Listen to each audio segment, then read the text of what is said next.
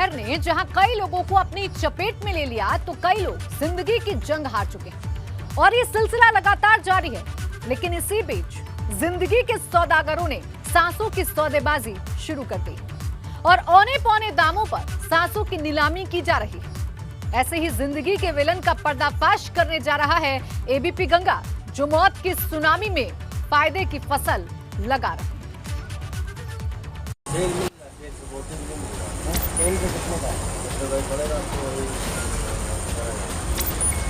मतलब बड़ा सिलेंडर होगा, मतलब गैस के अलग और 18,000 रुपये सिक्योरिटी है। मानव सभ्यता के इतिहास का ये वो भीषण काल है जहां सांस भी दाम की मोहताज हो गई। अस्पताल से लेकर शमशान तक चल रही है सौदेबाजी। आंखों में पानी, जुबां पर दर्द की कहानी, और उस कहानी में नजर आती है बेबसी और लाचारी।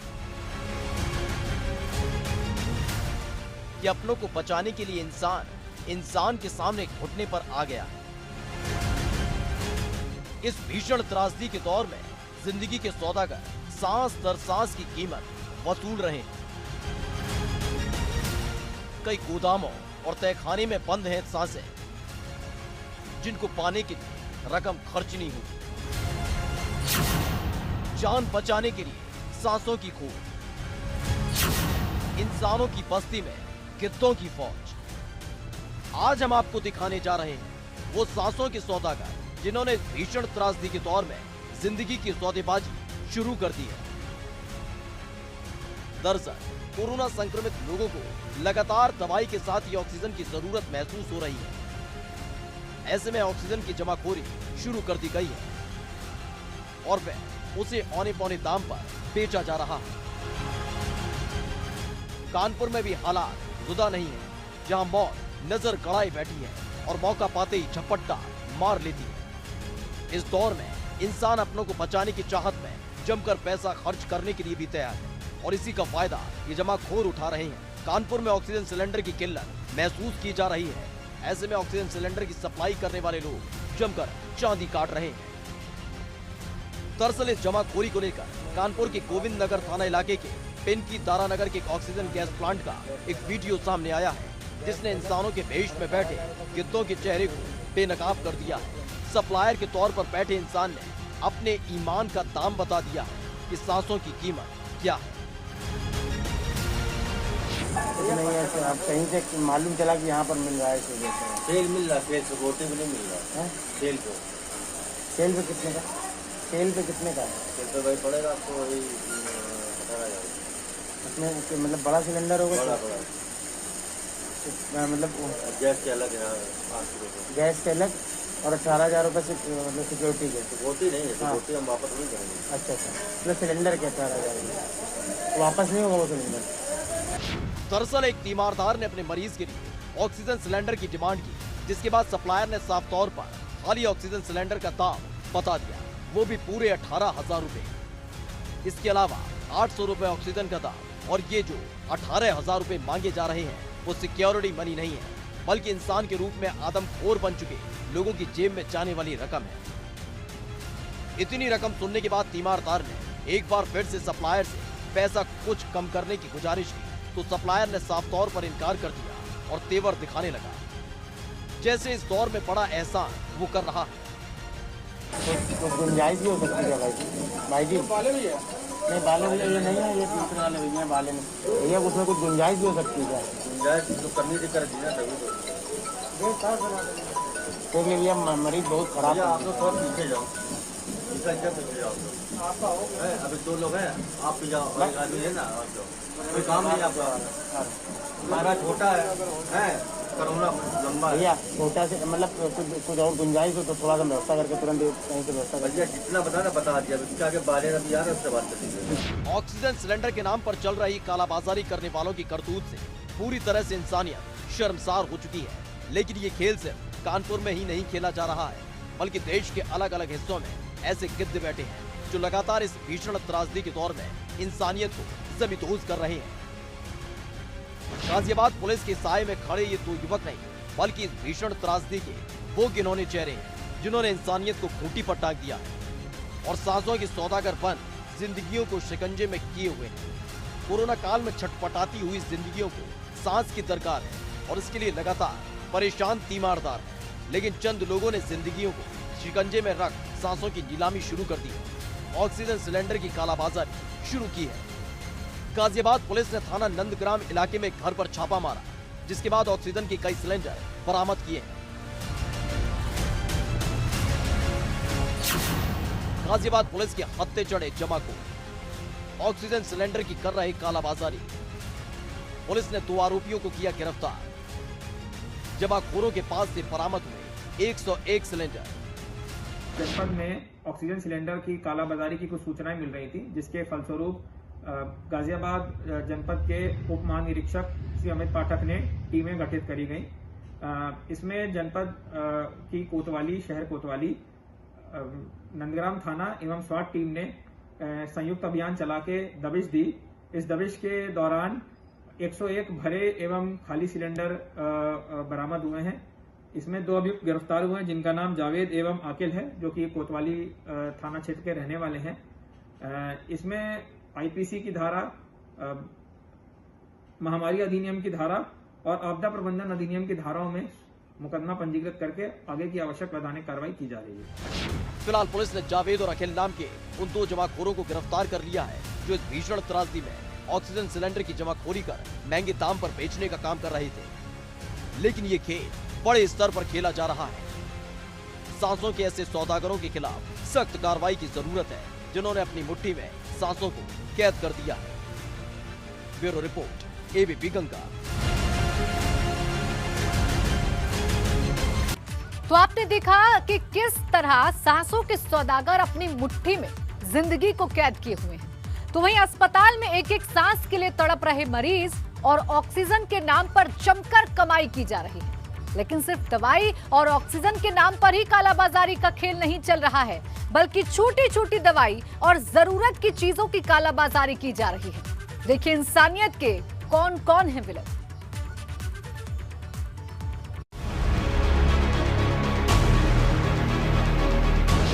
बिल्कुल करेक्ट। इस भीषण त्रासदी में सिर्फ ऑक्सीजन और रेमडेसिविर दवाओं का ही टोटा नहीं चल रहा है। सिर्फ सांसों की सौदेबाजी ही नहीं हो रही है, बल्कि हर उस चीज का दाम बढ़ चुका है जिसकी जरूरत कोरोना से जूझ रहे मरीज को हो रही है।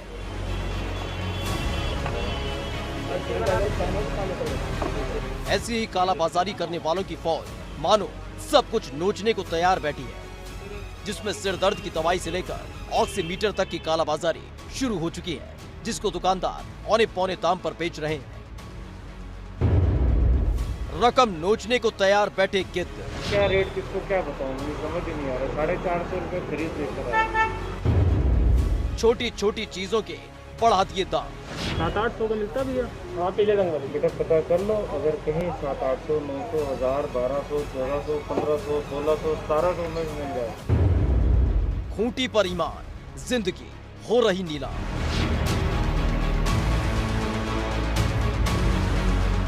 ये एक ऐसा दौर है जहां इंसान मौत के जबड़े से अपनी जान, अपनी सांस बचाने की लड़ाई लड़ रहा है।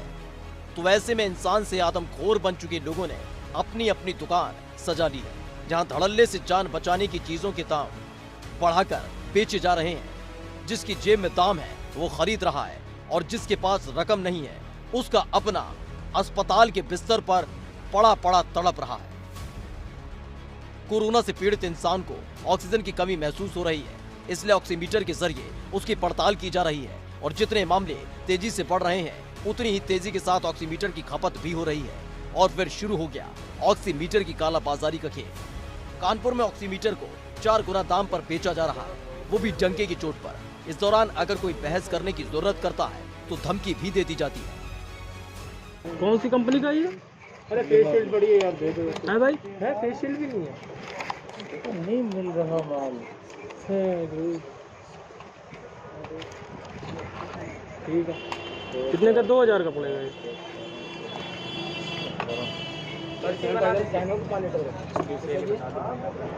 क्या मेरे भाई? एक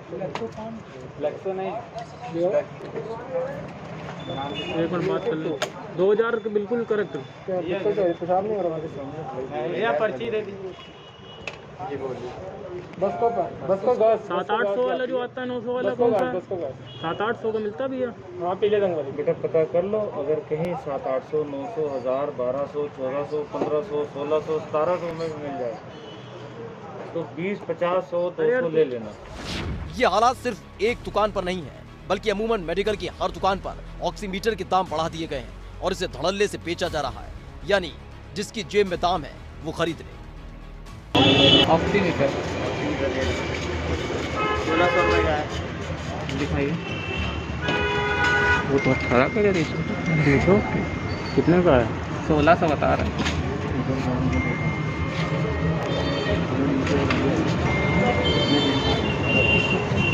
अभी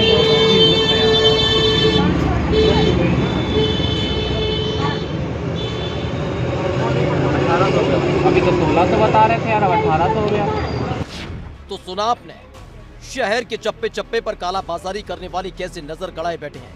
इस आपदा के दौर में जहां जिंदगियां खत्म हो रही हैं, ऐसे में मौका परस्त लोगों की फौज ने आपकी सांसों पर नजर गड़ा रखी है, जिनके खिलाफ कार्रवाई का दावा लगातार पुलिस की तरफ से किया जा रहा है। इस मामले में मुख्यमंत्री जी के आदेश बड़े स्पष्ट और सख्त हैं कि किसी भी प्रकार से ऑक्सीजन, दवाई और किसी भी मेडिकल सेवा की कालाबाजारी या ओवर चार्जिंग नहीं होना चाहिए। और इसमें पिछले 4 दिन में हमने 4 बड़े बड़े केसेस पकड़े हैं, दवाई के भी, ऑक्सीजन के भी, ऑक्सीमीटर के भी, और आगे आने वाले दिनों में हम लोग और कार्रवाई करेंगे। ऐसे जमाखोरों के खिलाफ पुलिस कार्रवाई तो कर रही है, लेकिन साथ ही जरूरत है आम जनता के सहयोग की, जिसके जरिए आपदा के दौर में खुलेआम कालाबाजारी करने वालों के खिलाफ सख्त कार्रवाई की जा सके। इसमें विशेष रोल नागरिकों का भी है और हमने अपने सोशल मीडिया हैंडल्स के माध्यम से नागरिकों से अनुरोध किया है कि जहां कहीं आप ऐसा होता हुआ देखें हमको बताएं। आपका नाम गोपनीय रखा जाएगा और हम उस पर कार्रवाई भी करेंगे। तो एक तरफ पुलिस स्वतः इंटेलिजेंस गैदर कर रही है, लेकिन आपके पास अगर ऐसी कोई शिकायत है तो आप 112 पे कॉल करके बताएं या हमारे सोशल मीडिया हैंडल से बताएं, हमको कार्रवाई करने में आसानी होगी। जैसे गिद्ध किसी जीव के मरने का इंतजार करता है, उसके बाद उसको नोच नोच कर खा लेता है, लेकिन समाज में घूम रहे ये गिद्ध जिंदा इंसानों से रकम नोचने को तैयार बैठे हैं। कभी दवाई के नाम पर, कभी ऑक्सीजन के नाम पर, कभी ऑक्सीमीटर समेत तमाम छोटी चीजों के नाम पर लूट मचा रखी है। और इस दौर में इंसान जान बचाने के लिए कुछ भी करने को तैयार है। कानपुर से एबीपी गंगा के लिए रतीश त्रिवेदी की रिपोर्ट। कोरोना के खौफ ने अब इंसानियत और रिश्तों का गला घोंटना भी शुरू कर दिया है। कोरोना से पीड़ित अपनों से रिश्ते मुंह मोड़ रहे हैं। हालात इतने बदतर हैं कि अपनों को कंधा देने के लिए औलादें भी आगे नहीं आ रही। तो वहीं दूसरी तरफ निजी अस्पतालों ने आपदा के इन हालातों को लूट का अवसर समझ लिया है। निजी अस्पतालों में इलाज के नाम पर धांधली जारी है, जिससे मौत का आंकड़ा भी तेजी से बढ़ रहा है।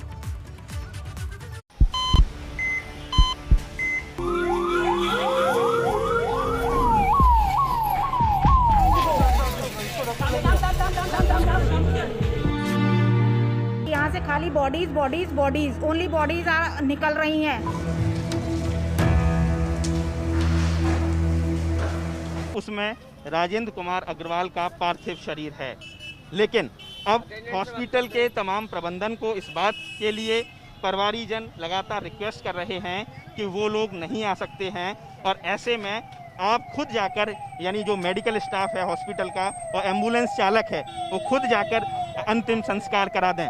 तो आप समझ सकते हैं कि जब स्थिति इतनी ज़्यादा भयावह बनी हुई है, वहाँ किस तरीके से रिश्तों के कहा जाए जो डोर है वो भी पूरी तरह से टूटी नजर आ रही है। हालांकि पुलिस की दखलंदाजी के बाद अब राजेंद्र अग्रवाल का अंतिम संस्कार करने को उनका परिवार राजी हुआ है। जरा सोचिए, जब रिश्ते साथ छोड़ रहे हैं तो इस कोरोना काल में इंसानियत कितनी देर टिक पाएगी। बरेली से भी एक तस्वीर सामने आई। यहाँ के फरीदपुर थाना क्षेत्र में रोहतास नाम का ये शख्स किराए पर रहता था। कोरोना हुआ तो मकान मालिक ने घर से बाहर निकाल दिया। बेटा अपनी मां के पास पहुंच गया, जिससे मां को भी कोरोना ने अपनी चपेट में ले लिया। हालातों की मार दोनों पर ऐसी पड़ी कि कोरोना से मां बेटे की मौत हो गई। लेकिन बदकिस्मती ने फिर भी पीछा नहीं छोड़ा। शमशान में जगह कम पड़ गई तो दोनों की लाशों को एक ही चिता पर अंतिम संस्कार करना पड़ा। अस्पतालों में इलाज नहीं, मौत का खेल। इलाज के नाम पर हो रहा लाशों का सौदा। मेरी मदर को 3 दिन कोई ख्याल नहीं रखेगा, स्टाफ भी नहीं आया, न दवाई लगाने आ रहा है कोई, मैं दवाई लाना खाना देने आया। उसके बाद तीसरे दिन क्या कहते हैं, मेरे मम्मी बाथरूम में गिर गई होंगी 2-3 बार, ये भी किसी ने इन्फॉर्म नहीं करा। उसका कहीं शिफ्ट कर दिया, मुझे बेड नंबर भी नहीं बताया। क्या कहते हैं क्या हो रहा है, कंप्लेंट वगैरह करी तो थोड़ा जाके कल स्टाफ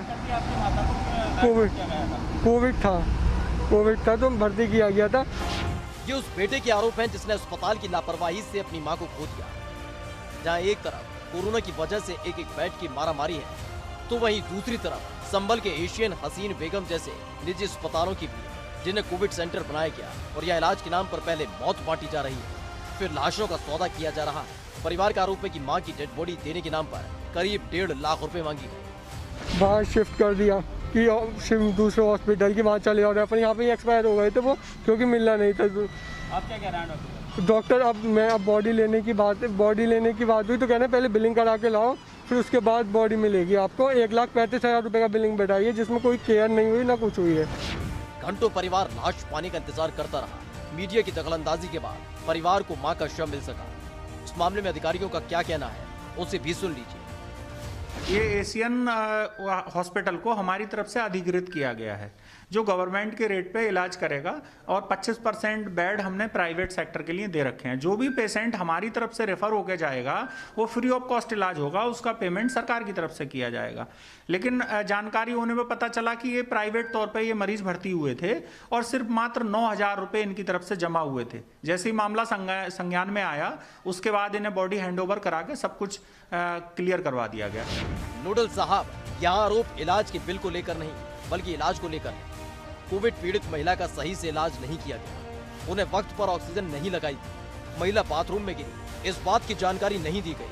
अगर इसके बाद भी आप जैसे जिम्मेदारों को निजी अस्पतालों की हकीकत नहीं समझ आ रही, तो ये आपदा काल में आम आदमी के लिए इससे बड़ी त्रासदी कुछ हो ही नहीं सकती। एक तरफ कोरोना मौत का पंजा फैलाए खड़ा है, तो वहीं दूसरी तरफ निजी अस्पताल इलाज के नाम पर लूटने के लिए मौत का जाल बिछाए बैठे हैं। और सरकारी व्यवस्थाओं का क्या आलम है, इसके बारे में हर रोज सामने आती तस्वीरें ही काफी। Bureau report, ABP Ganga.